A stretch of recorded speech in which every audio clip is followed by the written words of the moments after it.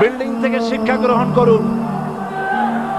Building, ইমারত, দালান থেকে শিক্ষা গ্রহণ করুন। এই যেটা দালান আছে না পাশে, দেখতে পাচ্ছেন?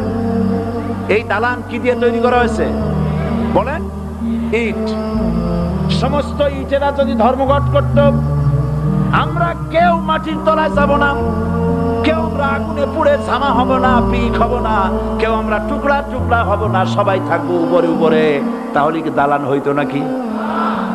এই বিল্ডিং নির্মাণ করতে গিয়া ইটের যে স্যাক্রিফাইস, হাজার হাজার ইটকে পিক হতে হয়েছে, পুড়ে যেতে হয়েছে, খোয়া হতে হয়েছে, ভেঙে টুকরা টুকরা হয়ে 50 ফিট মাটির নিচে যেতে হয়েছে, তারপরে ইমারত গঠন হয়েছে, সুন্দর দালান তৈরি হয়েছে। যারা ইসলামী শাসন চান, আল্লাহর দ্বীনকে বিজয়ী দেখতে চান, তাদেরকে অসংখ্য মানুষকে পোড়া ইটের মতো জেলখানায় পুড়ে পুড়ে মরতে হবে, অসংখ্য মানুষকে ফাঁসির কাস্তে ঝুলতে হবে, গায়ে রক্ত দিতে হবে, শহীদ হতে হবে, তারপরে ইসলামের ইমারতটা কায়েম হয়ে যাবে।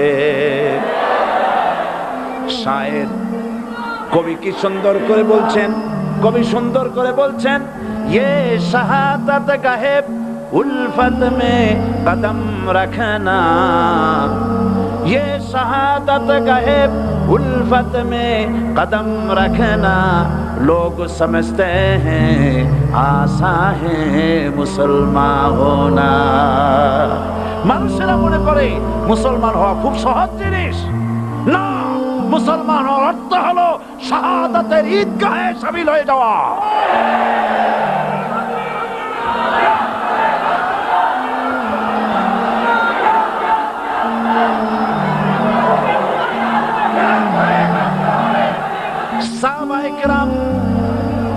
সাহাবায়ে কেরাম মার খেলেন, এবার স্বয়ং আল্লাহর নবীর গায়ে হাত তুলল। আবু জাহেল এসে হুজুরকে মারলেন, গলায় চাদর দিয়া এমন জোরে টান মেরেছে, রাসূলুল্লাহ পড়ে গিয়েছেন। হাদিসে এসেছে হুজুরের চোখ মোবারক ঠিক যে পড়ে যেতেছে, চেহারা মোবারক লাল হয়ে গিয়েছে, জমিনের উপর আছাড় মেরে ফেলেছে। রাসূলের এই অবস্থা দেখে হযরতে হামজা তখনও কাফের ছিলেন, শিকার থেকে এসে তিনি এই দৃশ্য দেখলেন, দাসীর মুখে শুনলেন, ছুটে চলে গেলেন আবু জাহেলের বাড়িতে। যায় বলে, আবু জাহেল রে, তুই মুহাম্মদ সাল্লাল্লাহু আলাইহি ওয়াসাল্লাম মেরেছিস, বল কেন মারনি? এমন ভালো মানুষ তো জীবনেও চোখে দেখি নাই, যিনি কোনো মিথ্যা কথা বলেন না, ভালো ভালো কথা বলেন, এক আল্লাহর গোলামি করার জন্য বলেন। এই সব ভালো কথা বলার জন্যই তুই তারে মারলি নাকি? আরে আবু জাহেল, তুই কি মনে করেছিস মুহাম্মদ সাল্লাল্লাহু আলাইহি ওয়াসাল্লাম তার পিতা আব্দুল্লাহ মারা গেছে বলে মুহাম্মদ সাল্লাল্লাহু আলাইহি ওয়াসাল্লাম এতিম হয়ে গেছে এই মনে করেছিস নাকি? জেনে রাখ, মুহাম্মদ সাল্লাল্লাহু আলাইহি ওয়াসাল্লামের পিতা আব্দুল্লাহ মারা গেছে, কিন্তু চাচা হামজা তো মরে যায় নাই। হাতের ধনুক দিয়া এমন জোরে আঘাত মারলেন, আবু জাহেলের মাথা ফেটে রক্ত ফিনকি দিয়ে বেরিয়ে এলো। হযরতে হামজা ঘরে ফিরে এসে রাসূল করিম সাল্লাল্লাহু আলাইহি ওয়াসাল্লামের মস্তক মোবারক কোলে উঠায় নিলেন আর বললেন, বাবা, তোমাকে মেরেছে বলে আমি আবু জাহেলের মাথাটা ফাটায় দিয়ে আসছি, তুমি খুশি হও।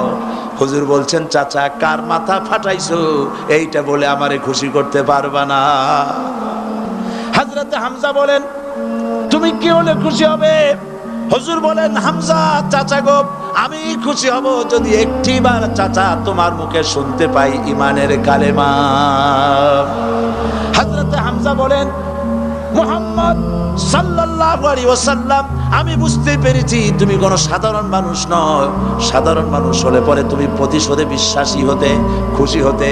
প্রতিশোধে বিশ্বাসী হও নাই, তুমি অবশ্যই আল্লাহর নবী, কোনো সন্দেহ আমার নাই। তুমি সাক্ষী থাকো, আমি পড়ে নিলাম, লা ইলাহা ইল্লাল্লাহু মুহাম্মাদুর রাসূলুল্লাহ।